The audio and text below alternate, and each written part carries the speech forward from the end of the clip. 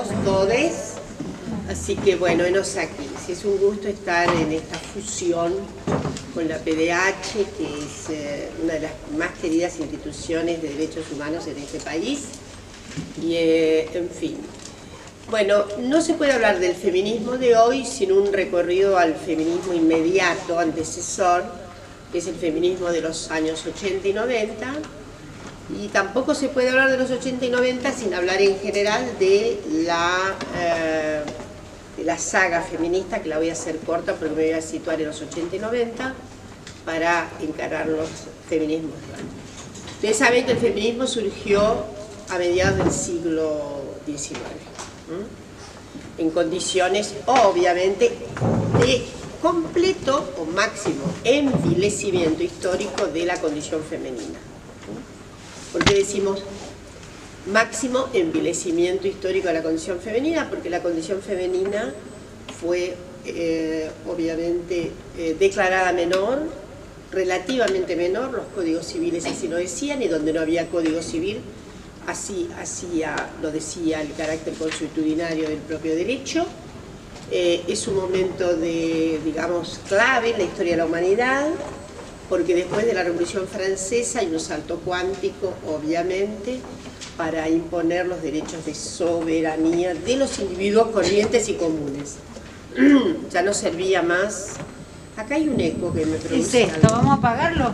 Sí. Ay, qué suerte. ¿Qué pasa? ¿Ustedes se escuchan? Sí. Ah, bueno, creo que sí, ¿no? Cualquier cosa. Un poquito más fuerte. Si algo me caracteriza es el griterío, así que...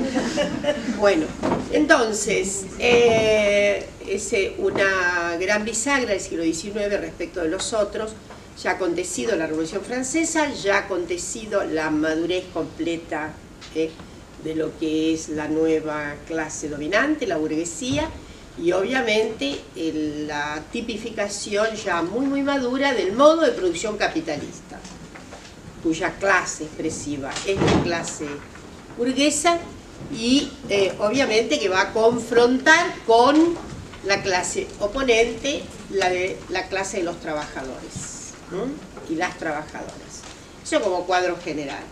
Pero la burguesía trae digamos, una vuelta de tuerca muy significativa sobre el sistema patriarcal. El sistema que emerge en el Neolítico Superior, en condiciones de posibilidad determinadas, es decir, simplemente decirles que no siempre hubo patriarcado. El patriarcado es un orden de relativa corta ocurrencia. 20.000 años, 10.000 años, pero ¿qué es eso al lado de los casi 200.000 de la humanidad? O 150.000. Todavía no estamos muy de acuerdo sobre esto. Pero, en fin, emerge en unas ciertas condiciones de posibilidad y ahí entonces instituyese la raíz histórica de una segregación jerarquizada de las mujeres que a veces se aflojó un poco, depende de las sociedades, depende de las épocas, hay una cierta retracción, siempre hubo patriarcado, pero a veces ha habido una retracción. Una podría decir que tal vez unas fórmulas retractivas, culturales y sociales, más allá del dominio de la iglesia, etcétera, pero es una iglesia, sí, que domina, etcétera, pero que tiene unos agujeros tremendos. Los papas se van a suceder en condiciones tremendas, algunos son muertos, no de muerte natural, como ustedes saben, etcétera. De modo que ahí sí es el dominio de sobre todo de una fórmula simbólica que va a erradicar los otros principios de terrenos, pero podría decir en el siglo II y XIII no hay, las fuerzas patriarcales no son tan compactas. Hay agujeros, hay averías. Pensemos, por ejemplo, en algo muy concreto, como es la vida en los conventos con las monjas. Son de los más divertidos. No hay mucha posibilidad que los obispos entren y se metan en la vida, más o menos, ¿no? Tampoco hay santidad, de ninguna manera. La santidad suele ser adversa con el jolgorio, ¿no? Al jolgorio. Entonces, podríamos decir que ahí hay una disminución de la potencia patriarcal, etcétera. Sí, hay otros registros patriarcales, pero ese, por ejemplo, que es muy prominente, ¿no? La vida eclesiástica, la vida en conventos. Pero bueno, se sabe, porque esto lo tengo que decir, que sí, a medida que irrumpe una suerte de, ¿cómo diríamos?, protomodernidad, no es la modernidad del siglo XVIII y XIX, no, pero es como una primera condición de posibilidad de mayor individuación de los varones. ¿Está? Siglos XIV y XV, Renacimiento. Entonces, ahí hay un cierto craquelé, hay una cierta reacomodación y hay una capacidad de potencializar individualidades, pero son las masculinas, no son las femeninas. ¿Está? Entonces, a eso una gran historiadora norteamericana, que lamentablemente murió muy joven, que se llamaba John Kelly, se preguntó de manera insidiosa y por lo tanto hizo una pregunta ilocutiva, bien insidiosa. ¿Tuvieron renacimiento las mujeres? Bueno, ya está la respuesta, ¿no? Entonces, no la tuvieron. La posibilidad de individuación no les fue dada a las mujeres.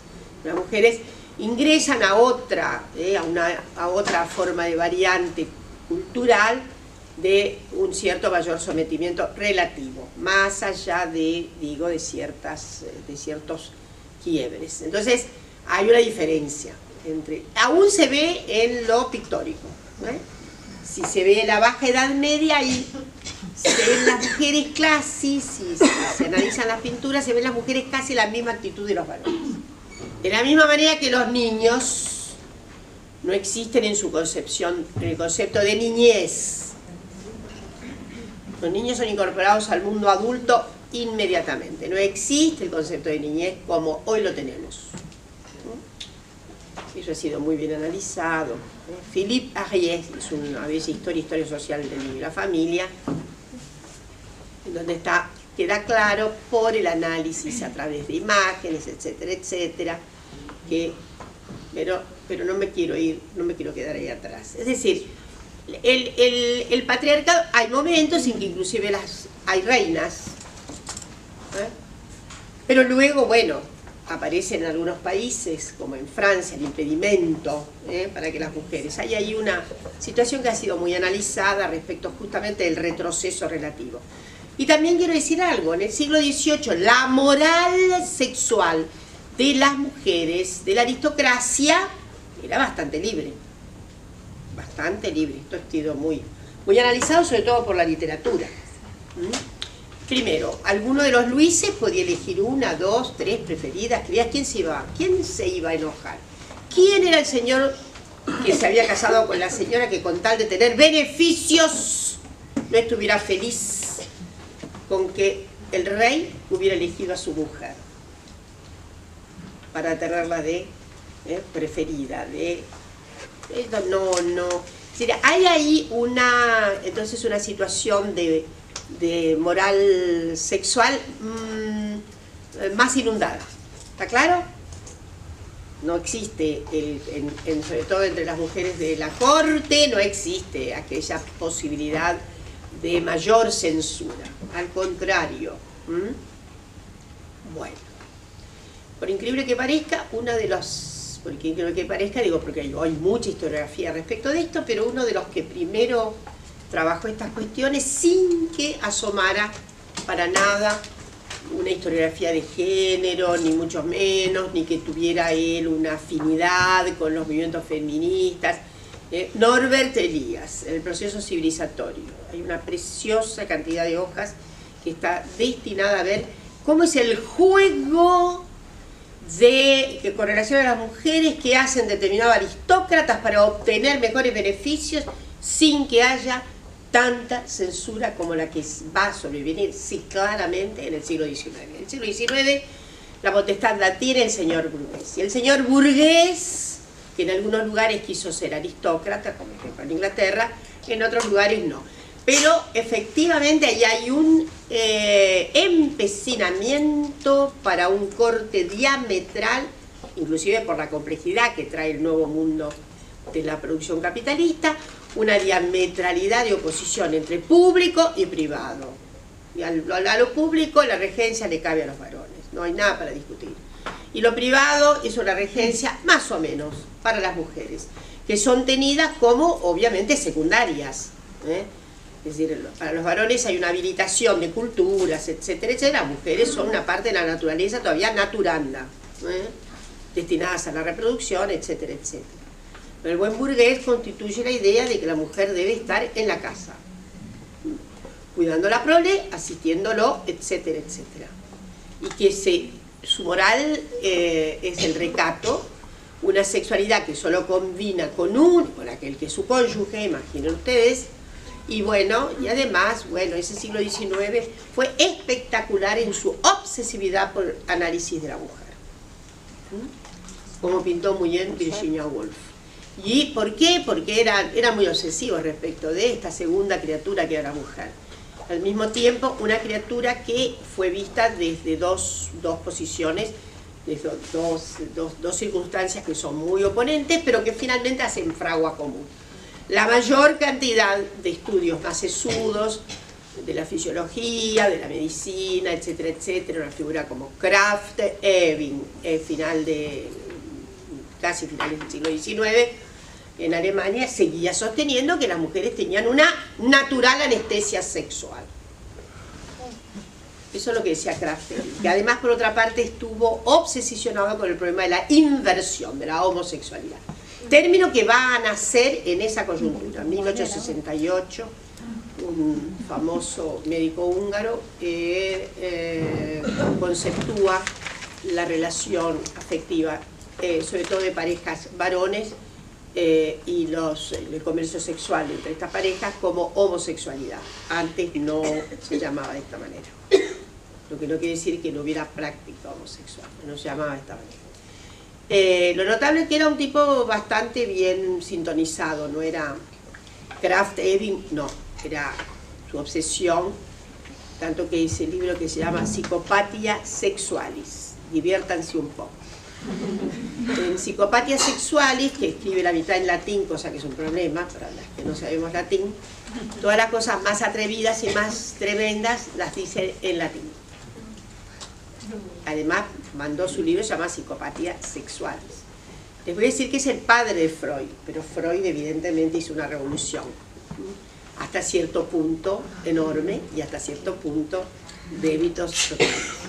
Pero ahí obviamente tenemos que entender al pobre Freud, cómo encarar la cuestión de las mujeres, ¿no? Entonces, ahí quiero decirles que es en esa coyuntura del medio siglo y en la lucha por la abolición de la esclavitud. Las feministas fueron abolicionistas porque se veían en el espejo de la condición esclava. ¿Cuál era la condición de las mujeres? La esclavitud, el sometimiento, etcétera, etcétera. Y una moral, insisto en esto, completamente diferenciada de la anterior. La señora, cuanto más burguesa, más acicalada moralmente era, y por lo tanto el adulterio era un pecado muy tremendo, no solamente para la iglesia, sino para el contexto social. Entonces, mientras los varones fueron perfectamente autorizados a la doble, en fin, a todo lo que ustedes se imaginan, circunstancia moral. Por lo tanto, ahí quiero proponernos algo que tiene mucho que ver con el feminismo, y es que efectivamente esa doble moral fue también uno de los ramalazos que incita a la rebelión de las mujeres, que se va a ir dando, digamos, tenemos un episodio central como es Seneca Falls, 1848, primera gran asamblea de mujeres, en la que participa un buen número de varones, en general había matrimonios que eran abolicionistas y eran profeministas ambos dos. Entonces, enos aquí ya, el feminismo es entonces un cauce que va a procurar derechos iguales para las mujeres, simplemente emancipación, etcétera, etcétera.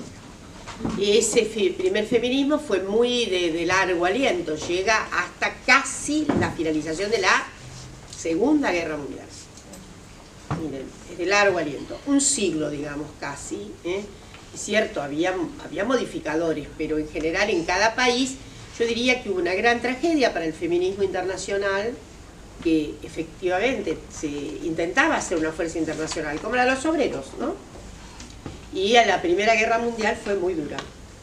No sé, solemos evitar hablar de la rajadura que fue la Primera Guerra Mundial con relación a las feministas, pero se dividieron las feministas de un bando y del otro. Por la guerra y en contra. Por la guerra, en contra y a favor de la guerra. Pero lo notable es que algunas feministas que estaban muy desapacibles entre sí, por otras razones, por ejemplo el caso de Inglaterra. Había dos grandes vertientes del feminismo inglés, había muchos, en Escocia, en todos los lugares había, pero las dos mayores organizaciones en Inglaterra fueron la conocida, ¿no?, nuestra Emmeline Pankhurst, la famosa sufragista, y Millicent Gauset, que era una muchacha que venía también de un sector burgués medio, hizo un trabajo sobre economía, uno de los primeros trabajos que encara la cuestión de las mujeres, ¿no?, una figura muy acicalada, y había una diferencia enorme entre los dos movimientos, ¿no? El movimiento de Emmeline Pankhurst, sobre todo metodológicamente, era de acción directa, recuerdan ustedes inclusive los bombazos que alguna vez tiró, esto de ir a parar a la cárcel, etc. Fue muy estridente. En cambio Millicent creía en una apacible evolución, que se iban a construir los derechos lentamente. Lo cierto es que el primer ministro inglés iba prometiendo que iban a aprobar los derechos, sobre todo políticos, para las mujeres, y así pasaban los tiempos y no ocurría. En 1914 los dos grupos, tanto el de Millicent como el de Emmeline Pankhurst, acá no saben en qué coincidieron, abonaron el ingreso a la guerra de su país. Fue muy trágico, porque atrás quedaron una serie de grupos que contestaban.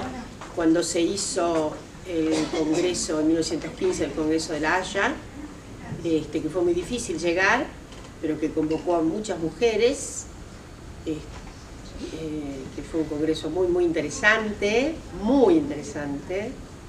en el que, insisto, las mujeres, muchas no consiguieron la visa necesaria, estaba en plena guerra, se imaginan, las visas se daban en baja dosis. Los países obviamente no permitían que la gente saliera así nomás, y los otros países permitirían que llegara la gente así nomás. Esto fue en Holanda, ¿no? Y es muy interesante, pero quiero parar por acá. Quiero decir que estos primeros feminismos que tenemos tuvieron en la Argentina una repercusión notable, que se emergen a principios del siglo XX, que la mayor solidaridad con el movimiento feminista, con las ideas feministas, la mayor amigabilidad con las ideas de emancipación femenina y derechos para las mujeres, provinieron del socialismo.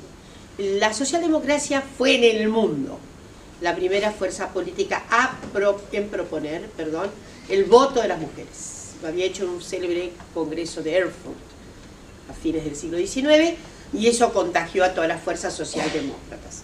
Más allá de las limitantes que tenían algunas fuerzas, sobre todo hacia el siglo XX, muy claras, limitantes de fuerzas inclusive que podían haber sido progresistas, pero que temían totalmente del voto femenino. ¿Por qué temían del voto femenino?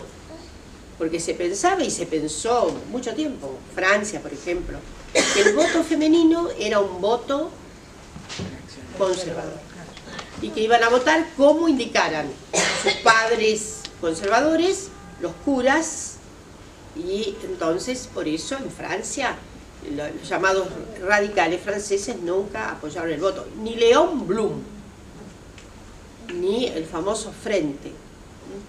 y en su momento en que estuvo a cargo del gobierno, otorgó el voto a las mujeres.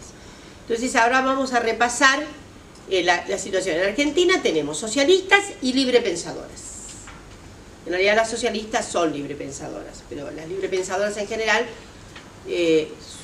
tenían una cierta independencia del Partido Socialista, generalmente muy vinculadas a la masonería. Muchas de ellas habían pasado por la masonería, a saber, María Vela Ramírez, por ejemplo, una gran feminista instalada en La Plata, la editora de la primera publicación argentina feminista, la publicación Nosotras.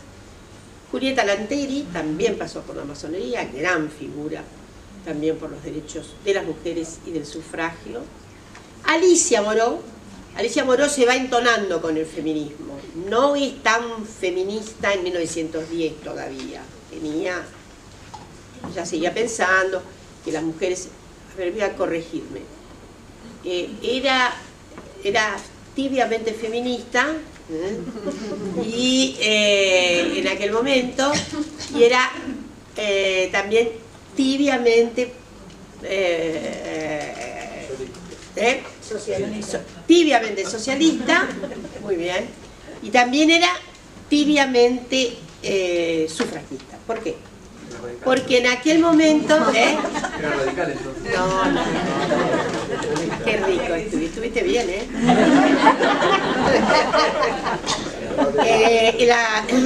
eso de... Ella había trabajado en una publicación excelente, que era Humanidad Nueva, pro-socialista, sin duda. Cuando digo tibiamente, porque está ingresando. Ella está vinculada a la masonería, yo la he visto en el análisis que he hecho en la masonería, ¿no? Fue parte de un famoso Congreso de Libre Pensamiento de 1906, después hizo otro. Bueno, lo cierto es que hay en esa encrucijada el Gran Congreso Femenino Argentino de 1910, un momento de gran discusión. Y ahí sí quiero decirles, había, obvia, la mayoría eran feministas, pero no todas las del Congreso Femenino fueron. Y las más exultantes por los derechos políticos eran Julieta, que fue muy caracterizadamente una sufragista, y María Vela Ramírez y el grupo de ella de Platense, en una discusión que era cuándo darlos el sufragio femenino, ahora igual que a los varones, o, como decía Alicia, hay que educarse más. Hay que educarse más, la mujer tiene que estar más educada, eso es lo que pensaba en aquellos momentos Alicia, y sobre todo había que conseguir el sufragio por etapas. Primero en el orden municipal, después en el orden provincial, después. Eso era una parte de discusión. Y había muchas que pensaban así. Muchas. Ahora, después que terminó la Primera Guerra Mundial, se acabó esa discusión. La misma Alicia ya se había transformado ya en una socialista, había ido a Estados Unidos, etcétera, y volvió recontra feminista y además recontra sufragista. Sufragista de la universalidad del voto. ¿Está? Pues, digamos, no debe sorprender que haya habido una evolución. ¿Por qué no? Ahora, luego fue paradigmática en la lucha por el sufragio. Tanto que en los 20 tenemos a tres grandes adalides. Alicia Moró, que no solamente hace que en el partido ya había una construcción referida al voto, pero ella crea un organismo especial, Julieta Lanteri y Elvira Rawson de Delepiane. Esas son las tres fogosas sufragistas y feministas de Argentina en los años 20. Después había muchas más, por supuesto. Pero ahí lo que quiero, me demoro un poco y digo, bueno, ¿cuál era la agenda de ese primer feminismo? Porque ya me estoy consumiendo mucho tiempo y no ingresamos ni siquiera al segundo. Era lo siguiente: derechos civiles, dada la tremenda anomalía de la inferioridad jurídica de las mujeres. Las mujeres eran inferiores jurídicamente. Voy a recordar que decía nuestro primer Código Civil: las mujeres casadas no pueden educarse, ni trabajar, ni profesionalizarse, ni ir a los tribunales sin el consentimiento del marido. esto se sacudió por primera vez en 1926. Ahora, esto fue una lucha universal, la lucha por los derechos civiles. Luego venía el derecho a educarse, fundamental. Las mujeres no podían educarse en el siglo XIX en la enorme mayoría de las instituciones universitarias del mundo. Se abrieron capilarmente y entonces, dejo para otro día el cuento esto, en la Argentina nuestra primera es Cecilia Grierson, nuestra primera médica. En la mayor parte, en casi todo el mundo, donde se abrieron las puertas de la universidad, las mujeres se formaron médicas antes que nada, por una razón elemental. Cuidados y cuidados. Asistencia y cuidados dan lo mismo, ¿no? Entonces, las podían obtener sus certificados, pero tener las mismas condiciones de posibilidad de trabajo de los varones médicos no es así. La tercera cuestión, por eso dije la educación fue fundamental, algunas porque cifraban en la educación justamente la posibilidad de un salto cuántico en materia de derechos. Y los derechos políticos, desde luego, y una procura, en general depende de los feminismos, pero en la Argentina es una procura también de sostenibilidad de los derechos de las madres pobres, ahí hay un derrame, sobre todo a la maternidad pobre, al maternaje pobre. Ahora, en el mundo entero, las mujeres pidieron algo en clave de maternaje, justamente en clave de maternidad, porque esto es íncito en ese primer feminismo. Imaginen, ahí hay un espejo con la pretensión patriarcal, hay un espejo. Es justamente a propósito de enraiza en el maternaje el salto al pedido de derechos. Entonces, ahí la procura de una circunstancia que ya ha sido muy analizada, y es que, los estados reconocieran el maternaje con las asignaciones familiares. Todas las mujeres del mundo pidieron, somos madres, el Estado tiene que reconocer nuestra maternidad. Los estados reconocieron, sí, el maternaje. ¿A quién? A los varones. A los varones. Reconocieron su capacidad de sementales, ¿no? Pero no les dieron a las mujeres. Las mujeres querían ese reconocimiento directo del Estado. Pero las asignaciones familiares fueron dadas paulatinamente en muchos lugares, etcétera, etcétera. En algunos lugares increíble. Algunas feministas de la identidad muy individualista, como las americanas en general, después renegaron del derecho que se les había dado. Porque en general la tradición feminista norteamericana es: no necesitamos ningún reconocimiento aparte, los mismos derechos y se acabó. ¿Se entiende lo que quiero decir? A las americanas no les gustan medidas de acción positiva. ¿Está? Son tan individuos como los otros y no nos vengan con lo que serían compensación. ¿Está? Bueno, por eso se retrasan mucho los derechos de las mujeres en Estados Unidos. Es decir, se retrasan desde la forma legal. Yo diría, podemos hacer un análisis, pero nosotros tenemos más formato legal de derechos femeninos que las norteamericanas. Aún hoy la forma del contrato en Estados Unidos para el ejercicio en universidades, no sé si hay alguien que ha pasado por la situación de ser profesora en Estados Unidos, pero ¿por qué? Porque generalmente el contrato es para los tiempos en que se da clase, los tiempos ociosos en que hay que parir y todo lo demás, o se lo paga, hay que pagar aparte. Por eso en Estados Unidos las mujeres eligen muy bien el tiempo de la reproducción, sobre todo las scholars, ¿no? Las académicas, porque es muy difícil, no hay derecho de contrato como nosotros, hay contrato individual, no el contrato, en fin. Hay algunas fórmulas en que el Estado obviamente protege, pero la enorme mayoría son contratos a puro pecho individual, ¿está claro? Con lo cual, y eso ha significado también un cierto horizonte para los feminismos norteamericanos, ha significado un cierto horizonte. Bueno, esto se había obtenido el reconocimiento de la asignación familiar, que era un derecho más universal, protegido por el Estado federal. Además, la cuestión de los estados, la autonomía que tienen los estados en Estados Unidos, que también Bueno, justamente porque no hay un principio general en la Constitución Federal que diga tarará más que la noción general de igualdad, porque efectivamente en el propio cálculo de las feministas es un cálculo liberal. Dice, bueno, nosotros no podemos avanzar sobre algo que en los estados puede ser un poco diferente y hasta mejor que lo que sostenemos federalmente. Es complicado. Pero ahí hay, obviamente, de base una teorización liberal, feminista, más allá de las diferencias que haya, ¿no? Inclusive las llamadas radicales, que efectivamente hace un cauce grande. En la Argentina y en general en América Latina el cauce ha sido otro, aunque por ejemplo en algunos países es el cauce liberal donde se acodó el feminismo. Brasil, por ejemplo, en Brasil hay un cauce liberal. En Brasil nunca hubo socialismo triunfante en ningún lugar, ha sido muy menguado.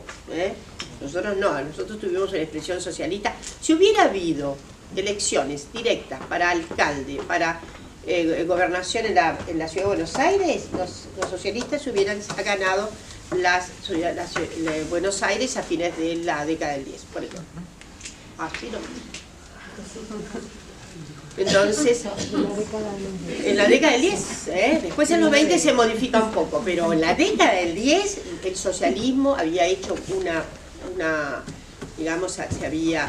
Lo mismo ocurrió con algunos lugares del interior, La Pampa, por ejemplo, ¿no? Y algunas ciudades del interior en donde el socialismo... No hay en Brasil esta influencia. Y en Uruguay también fue el cauce liberal, pero radicalizado. No es lo mismo que el liberal sin más. Liberal radicalizado. Los liberales radicalizados tienen un cauce que en algún modo puede redundar en algún derrame. ¿Por qué? Porque hay quien diga que, por ejemplo, el propio socialismo, que tenía vetas liberales, puede ser considerado una de las formas de la radicalidad liberal. No es bien así, pero podría ser. La radicalidad liberal, nosotros nunca la conocimos, así que no pierdan tiempo en ver cuál es la figura que se puede asociar, porque lamentablemente esa especie acá no hubo. Hubo algunas figuras que luego se apagaron. Si hubiéramos tenido radicalidad liberal, tendríamos régimen, completa separación de Iglesia del Estado. ¿Está claro? Tendríamos entonces, no tendríamos el espectáculo de los crucifijos en los juzgados, ¿no? O en las escuelas. En las escuelas hay algunas escuelas más acatantes, otras menos, depende de la tradición de cada escuela. En las universidades públicas de las provincias. Universidades públicas de la provincia, evidentemente, como no, efectivamente.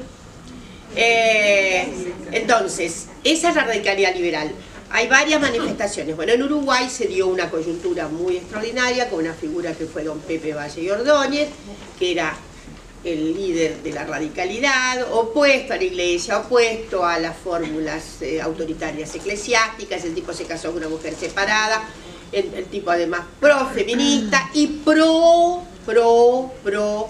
mejora de la condición social de trabajadoras y trabajadores. Y ahí la cuestión, muy diferente a nosotros. Está claro que no ha habido fórmula radicalizada liberal. Entonces ahí tienen una serie de figuras muy interesantes, varones muy profeministas, muy interesante. Por eso es que Uruguay consigue varias cosas. Divorcio vincular en 1907.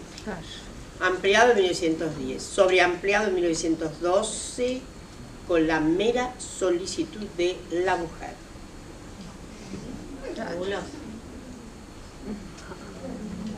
Cruzaban el río. Cruzaban el río, sí, yo analicé los que cruzaban el río para... La segunda cuestión de Uruguay, voto femenino, 1933. Hay dos razones importantes por las cuales uno puede decir que ese liberalismo fue profeminista, etcétera, etcétera. Entonces, pero el cauce de Argentina y el cauce de Chile es un cauce que viene más de la enjundia a la izquierda todavía.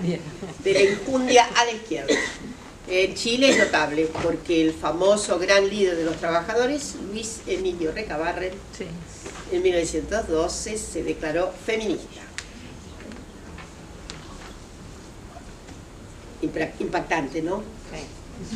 Y además hay una tradición en Chile en donde hubo varios feminismos, hubo hasta algunos de tono más conservador, pero en Chile hay un momento muy notable en los 30 donde se va a erigir una gran asociación que es el MEMCH, que es notable, porque el MEMCH en 1935, por ejemplo, ya tenía, pero en las publicaciones del MEMCH, La Mujer Nueva, si mal no me acuerdo, ¿qué se colocaba? El aborto. Se decía, las mujeres pobres mueren por la pobreza y por el número de hijos a más que tienen que tener. Entonces, de una manera, yo no diría directa, ¿no? A veces sí, ahí llegaba. 1935, pero no fue el único. Pero dije porque hay varias vertientes de feminismo. ¿Está claro lo que quiero decir? Sí. Entonces hay vertientes más liberales, vertientes más vinculadas a proyectos de mayor redención social, excediendo a las mujeres. ¿Está? Muy bien. Ahora, la suma de derechos en la Argentina que se acumularon gracias a las feministas fue en 1926, primera oportunidad en que el Código Civil es modificado, y ese Código Civil dejó, sin embargo, una rémora grande. ¿Cuál era? La del señor cónyuge, que era el gerente de los bienes propios de ella. Eso no pudo resolverse en 1926. Y es notable que eso se resolvió a que no saben cuándo.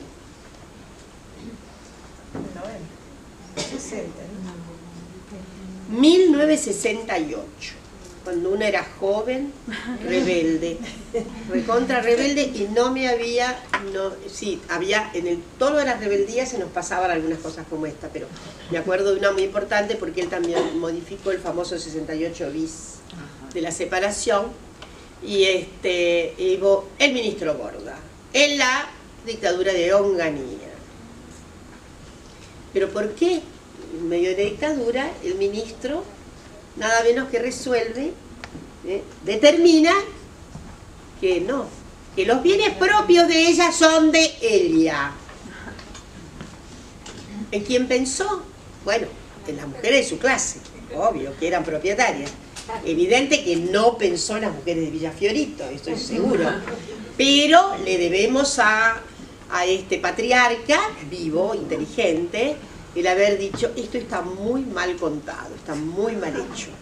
Y seguramente él conocía muchas mujeres de su clase, que eran dueñas de media provincia de Buenos Aires, que se habían hasta separado, pero no se podía. Y el tipo era el que tenía que firmar, tenía que firmar en la escribanía, y estaba de acuerdo. ¿Se imaginan ustedes? Bueno, entonces, 1926 se completa con 1968. Las luchas por el sufragio vienen a darse recién, a tener un cauce en 1947, con el peronismo. En general, ocurrió esto. Cuando se presentaron los candidatos a las elecciones del 46, ya había un efecto grande de los llamados acuerdos de Chapultepec, que de alguna manera obligaban a las naciones a adherir al voto femenino.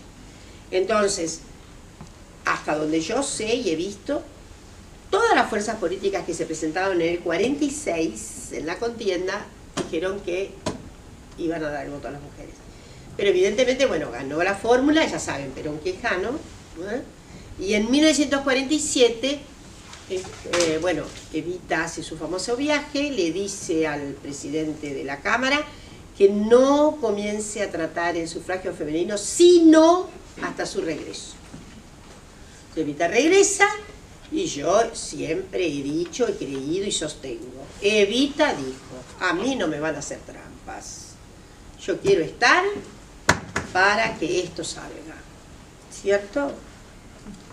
a mí no me van a venir con engañitas. Entonces se sentó prácticamente, ustedes saben que en las últimas fases ella estaba presente ahí, se hizo un gran acto de masas femeninas en el Congreso, creo que fue el día 6 de septiembre.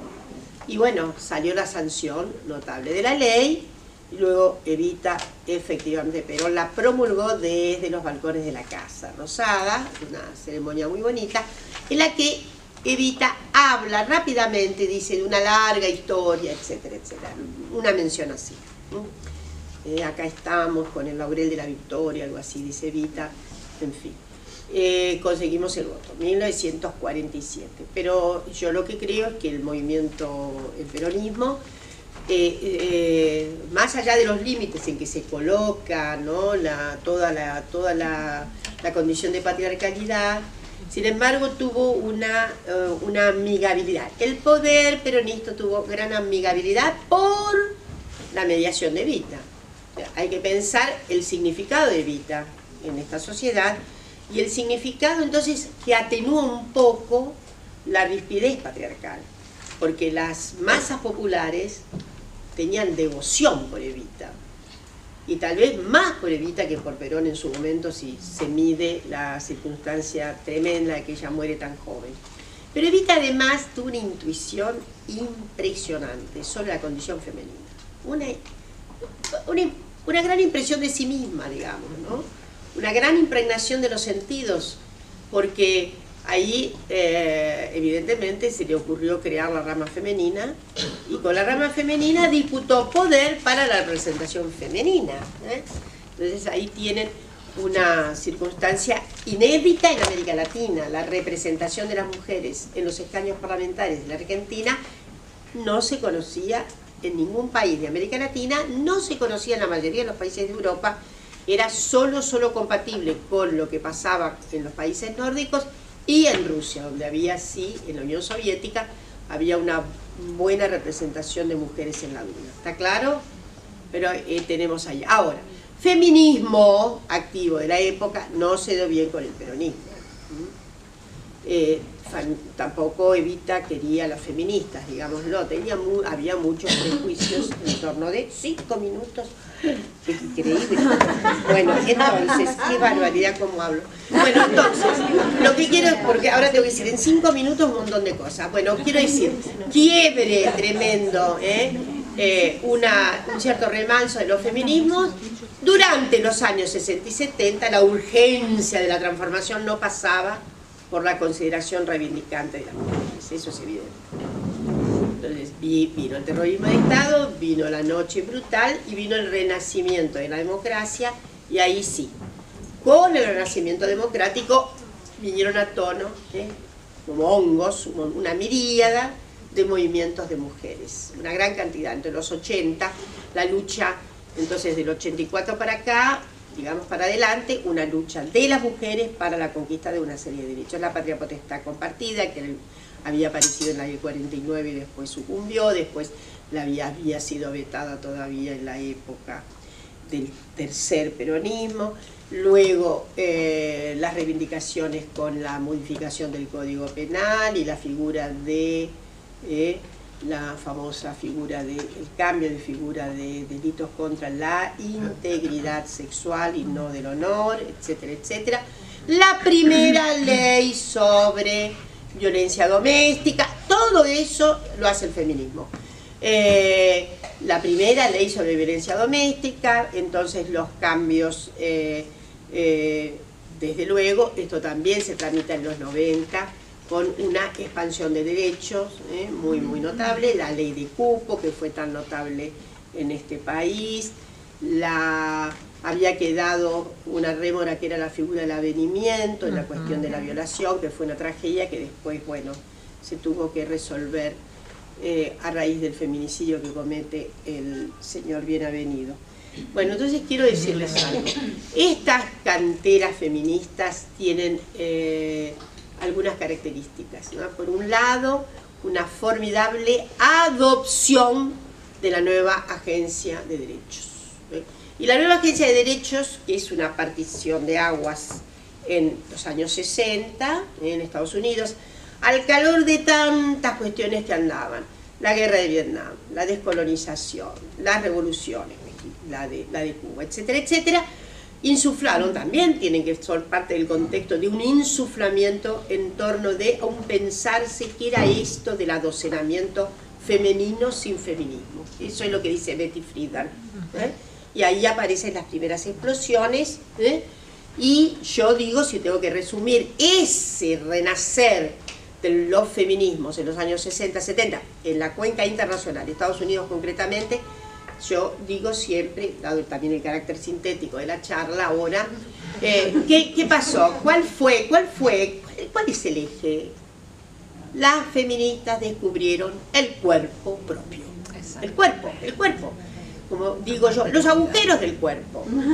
Eso la sexualidad. Y la sexualidad que podía ser errática, que podía ser una composición diferente de la cuestión, obviamente integrada vertebralmente a la heterosexualidad, etcétera, etcétera, etcétera.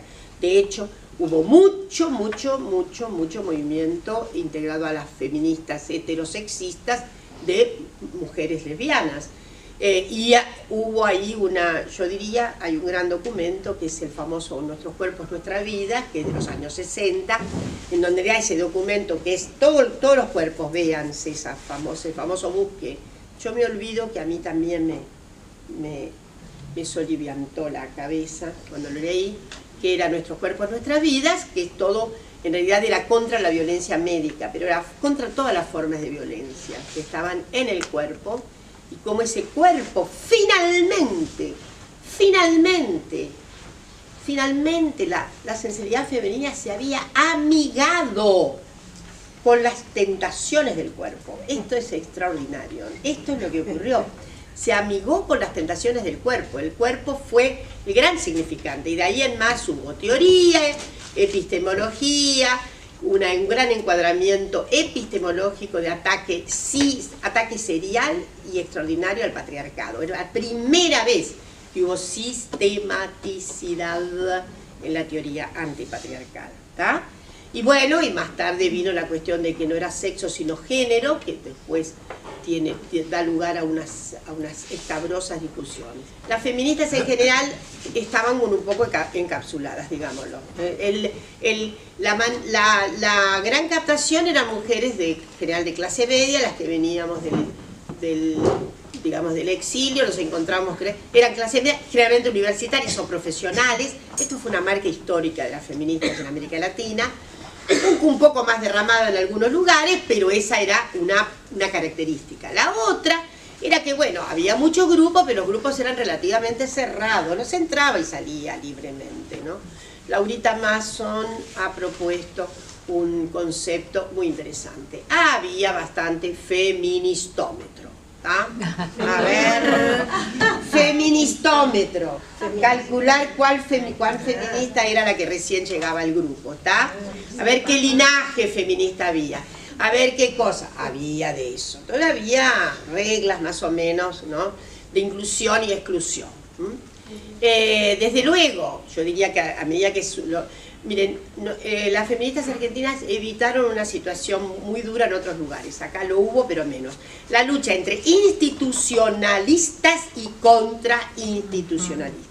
Las institucionalistas eran las feministas más paquetas, etcétera, etcétera, que les gustaba tener recursos del exterior y que hacían ONGs, etcétera. Acá en la Argentina eso es medio patético, no existió mucho. ¿Saben por qué? Porque no hubo tantos recursos de organismos internacionales para la Argentina, así que, bueno, pero había una suerte de homogenización en algunos grupos y en otros no. Entonces, los 90 pierden un poco esta característica, pero sigue habiendo unos grupos que tienen unas identificaciones de significación. No es que yo soy feminista y entro, vi la luz prendida y entré, ¿está claro? También hubo altísima especialización en materia de violencia. Violencia fue el nuevo registro, no era un concepto de las viejas feministas. Violencia es un concepto nuevo, un concepto que ingresó los años 60 para acá. Y las últimas cosas que eran las que yo debía decir, con lo cual ya deben apuntar. Pero se entiende mejor todo ahora. Ahora se entiende mejor. Claro. ¿Qué quiero decirles? Bueno, los nuevos feminismos, los que aparecen en el curso del siglo XXI, en donde se apaciguan las fórmulas homogeneizadas, en que aparece algo notable, y es el desarrollo extraordinario de los derechos de las personas trans.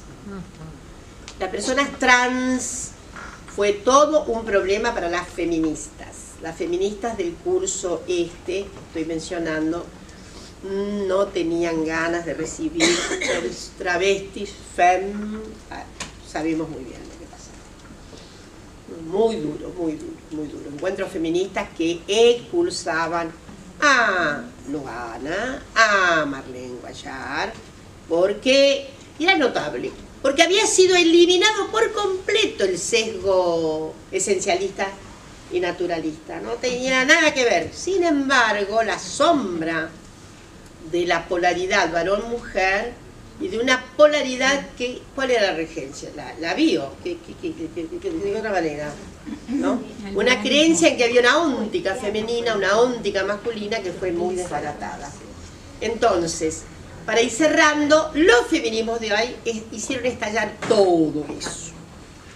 Todas esas cuencas han estallado. Ahora, yo creo, si ustedes ven, yo tengo una conjetura, y mi conjetura es ¿por qué las sub-20 están en esta iracunda posición extraordinaria? ¿Por qué? ¿Por qué? ¿Por qué?